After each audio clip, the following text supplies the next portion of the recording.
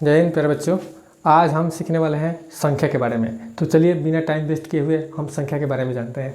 कल हमने आपको बेसिक चीज़ें बताया था डिजिट के बारे में कि डिजिट कैसे कैसे बड़ा होता है और कौन छोटा होता है कौन बड़ा होता है, इसके बारे में पूरा बढ़िया से बताया था। जोड़ घटाव गुना भाग ये सारा चीज़ के बारे में बताया था। और कल बताया गया था कि संख्या के बारे में आज बात करेंगे। तो चलिए वही आज संख्या के बारे में बात करेंगे कि संख्या को हम लोग किस तरीके से पढ़ते हैं। तो चलिए शुरुआत करते हैं यहाँ से। सबसे पहले लिखते हैं संख्या।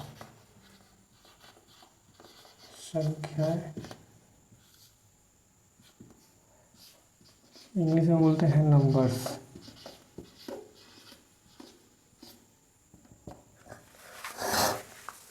नंबर्स देखिए, हम लोग संख्या को दो तरह से पढ़ते हैं। ये नंबर जो है दो भागों में कैटेगराइज करते हैं, क्लासिफाइड करते हैं दो भागों में। जिससे फर्स्ट में आपका आ जाता है वास्तविक संख्या।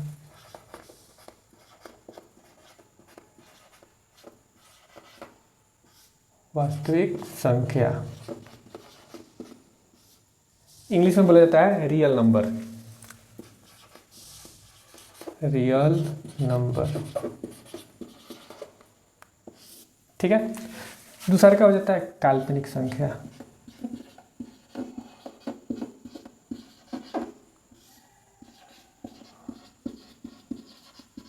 संख्याएं लगा देंगे, यहाँ पर भी लगा देंगे। इनको बोला जाता है काल्पनिक संख्या को इंग्लिश में इमेजिनरी नंबर या कॉम्प्लेक्स नंबर।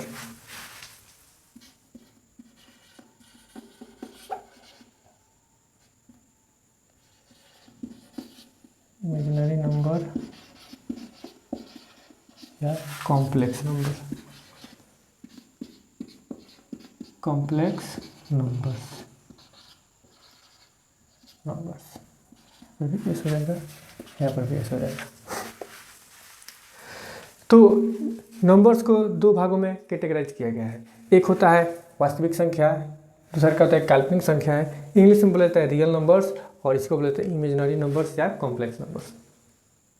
अब थोड़ा सा एग्जाम्पल के तौर पे देख लेते हैं कि वास्तविक संख्या कैसा होता है दिखने में और काल्पनिक संख्या कैसा होता है दिखने में। जिसे एग्जाम्पल में हम लेते हैं यहाँ पे आपका वास्तविक संख्या में 0, 1, 2, 3/4, √5, √8, -4, -3/2 etc। ये जितना सारा संख्या आपको दिखाई दे रहा है ना, ये सब वास्तविक संख्याएं हैं। ये आप वास्तविक संख्याएं के बारे में पढ़ रहे हैं। तो ये टोटल वास्तविक संख्या है जो कि 0, 1, 2, 3/4, √5, √8, -4, -3/2 ये टोटल वास्तविक संख्या है। और ये होता है काल्पनिक संख्या। इसका थोड़ा सा एग्जांपल देख लेते हैं कि काल्पनिक संख्या कौन कौन सा होता है। जैसे यहाँ पे √√-2, √√-3, √√-5 etc। तो हम आज जो है आपको दो तरीके से नंबर पढ़ेंगे। जैसे एक हो गया वास्तविक संख्या, काल्पनिक संख्या। अब हम समझ लेते हैं कि वास्तविक संख्या और काल्पनिक संख्या में क्या डिफरेंस है। तो आपका वास्तविक संख्या जो कि हम रियल्स नंबर्स बोलते हैं, ये पूरे मैथमेटिक्स में हम लोग को क्लास 4 से लेके या चाहे 6 ले लीजिए, क्लास 6 से लेके अप टू 12 क्लास तक हमें वास्तविक संख्या को ही पढ़ने को मिलता है। ये जो काल्पनिक संख्या है, काल्पनिक संख्या यहीं पे ये ड्रॉप कर दिया जाता है, क्योंकि काल्पनिक संख्या हो जाता है रिसर्च के सेंस में पढ़ने के लिए, जो कि आपको जब आप ग्रेजुएशन करिएगा, इस पर PhD करिएगा, रिसर्च करिएगा, तब आपको काल्पनिक संख्या वहाँ पर पढ़ने को मिलेगा। बस यहाँ पे इतना ही जान लीजिए कि इमेजिनरी नंबर जो भी होता है रूट अंडर में माइनस रहता है, उसी को इमेजिनरी नंबर कहा जाता है। कहीं कहीं इस तरह से भी आपको लिखने को देगा 3i, 4i, इस तरीके से। तो ये सब कॉम्प्लेक्स नंबर होता है, समझ में आ रहा है ना। तो हम जो है टोटल इस संख्याएं में आपको वास्तविक संख्या के बारे में ही पढ़ेंगे, समझ में आ रहा है ना। तो देखिए अब वास्तविक संख्या के बारे में हम लोग पढ़ते हैं कि वास्तविक संख्या में डिफरेंट तरह तरह के संख्याएं होते हैं। उसके एक एक पॉइंट्स को, एक एक चीज़ के बारे में यहाँ पे डिस्कस करेंगे, वो भी अच्छे से डिस्कस करेंगे ताकि कोई भी कन्फ्यूजन आपके अंदर ना रहे। तो चलिए हम वास्तविक संख्या को पढ़ते हैं। तो देखिए ये जो वास्तविक संख्या जो है ना, ये वास्तविक संख्या को दो भागों में कैटेगराइज किया गया है। दो भागों में कैटेगराइज किया गया है। एक को बोलते हैं हम परिमेय संख्या। क्या बोलते हैं? परिमेय संख्याएं।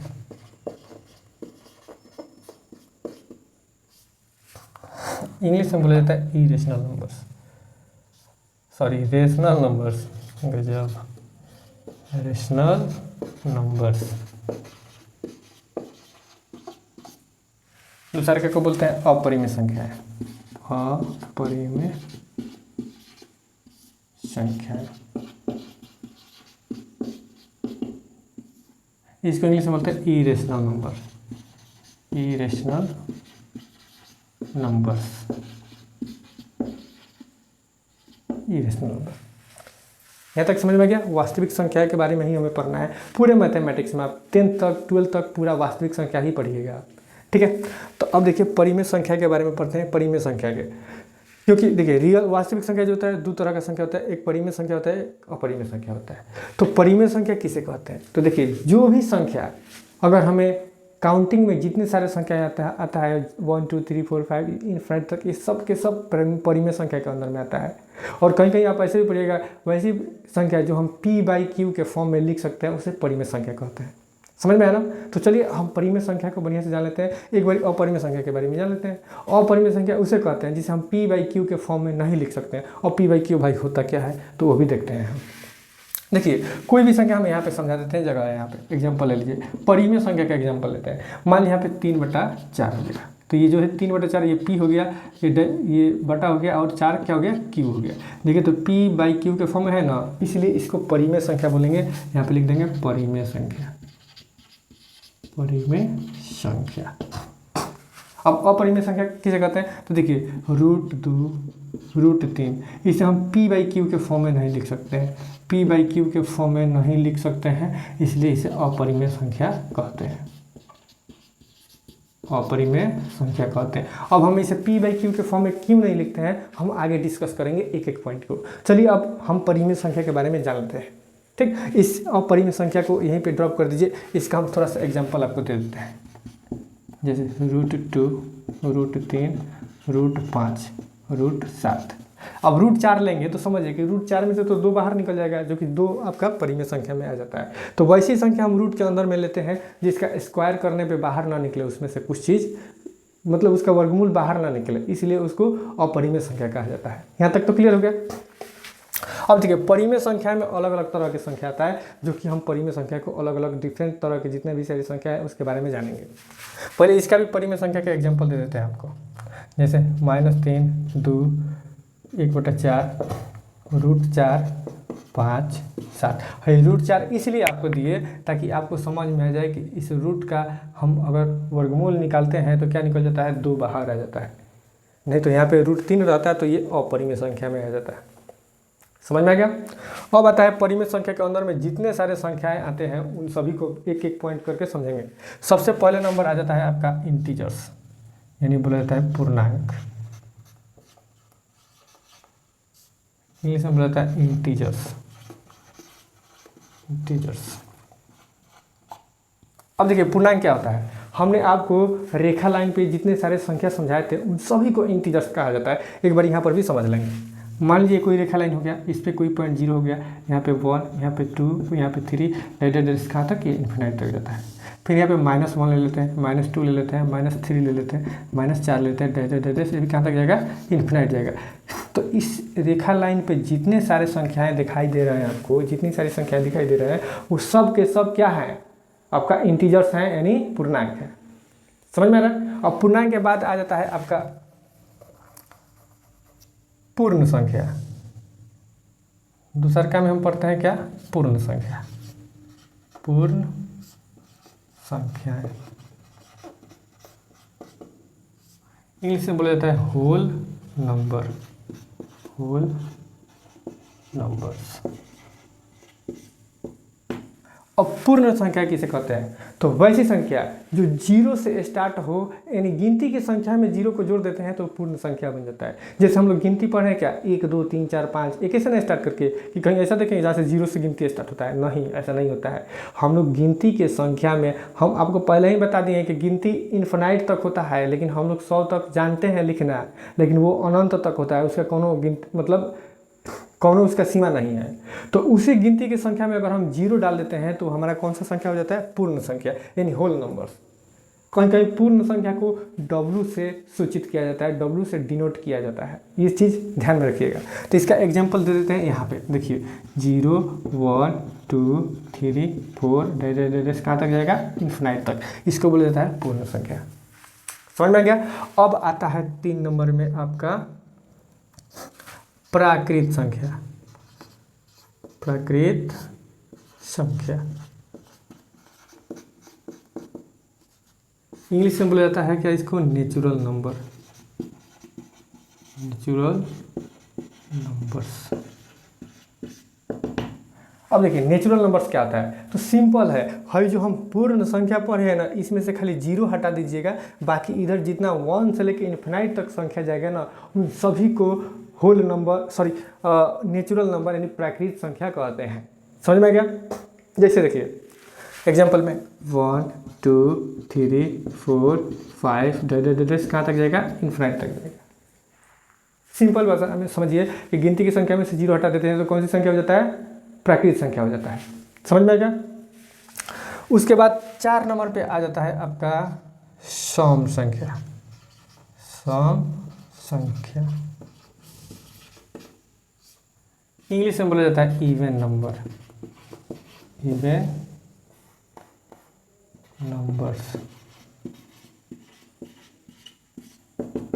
इवन नंबर्स किसे कहते हैं, तो वैसी संख्या जो 2 से पूरा कट जाता है उसे इवन नंबर्स कहते हैं। जैसे देखिए 2 4 6 8 10 12 डैश कहाँ तक जाएगा, इन्फिनाइट तक जाएगा। इसमें से कोई भी संख्या लीजिएगा और जब उसमें 2 से भाग दे दीजिएगा तो पूरा कट जाएगा, उसी को क्या कहते हैं, सम संख्या यानी इवन नंबर। समझ में आ रहा है। अब आता है 4 यानी 5 नंबर पे आता है विषम संख्या।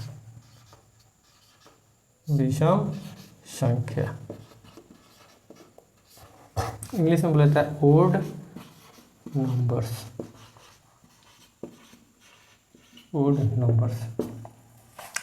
देखिए विषम संख्या उसे कहते हैं जिस संख्या में 2 से पूरा भाग न लगे, पूरा संख्या न कटे, वो संख्या आता है विषम संख्या के अंदर में। जैसे देखिए 1 में जब हम 2 से भाग देंगे तो ये 1 पूरा नहीं कटेगा। 3 ले लीजिए, 3 में अगर हम 2 से भाग देते हैं तो पूरा 3 नहीं कटेगा। ऐसा ले लीजिए 5 ले लीजिए, 7 ले लीजिए, 9 ले लीजिए, 11 ले लीजिए, 13 ले लीजिए, 15 ले लीजिए, डैश इन्फिनाइट तक ले लीजिए। मतलब वैसी संख्या जिसमें 2 से पूरा भाग ना लगे उसे क्या कहते हैं, विषम संख्या कहते हैं। समझ में आ गया। उसके बाद से 6 नंबर में आता है आपका अभाज्य संख्या। अभाज्य संख्याएं, यहाँ पे संख्याएं दे दीजिए, संख्याएं इंग्लिश में बोलते हैं प्राइम नंबर्स, प्राइम नंबर्स।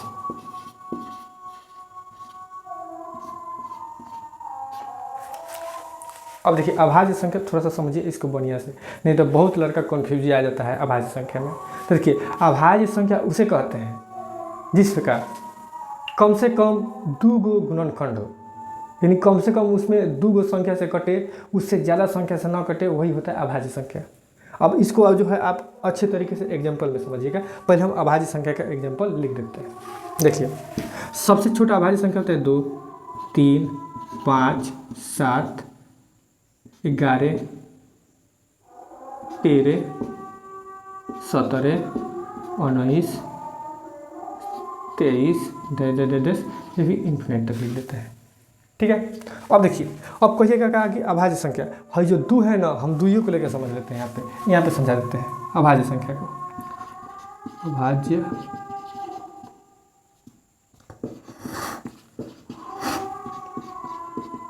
जैसे एग्जांपल मिल लीजिए 2, ये क्या है 2, तो ध्यान से देखिएगा 2 में हम जब 2 से भाग दे देंगे तो ये 1 बार में कट जाएगा, फिर 2 में हम 1 से भाग देंगे तो ये 2 बार में कट जाएगा। तो देखिए तो इस संख्या का भाग को संख्या से लग गया है 1 और 2 से लग गया है ना। जब इस संख्या का भाग 1 और 2 संख्या से लग गया है, इसके अलावा किसी अन्य संख्या से भाग नहीं लग रहा है, उसी को कहते हैं प्राइम नंबर।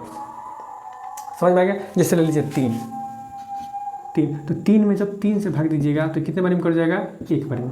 फिर 3 से 1 में भाग दीजिएगा, यानी 3 में 1 से भाग दीजिएगा तो 3 बार में कट जाएगा। तो देखिए तो इसका भागफल यानी जो भाग दिए हैं कितना बारी कटा है, ये 2 बारी में कटा है, यानी 2 गो संख्या से भाग दिए, लेकिन तीसरा कोनो संख्या ही नहीं है जो इसको भाग लगा दे।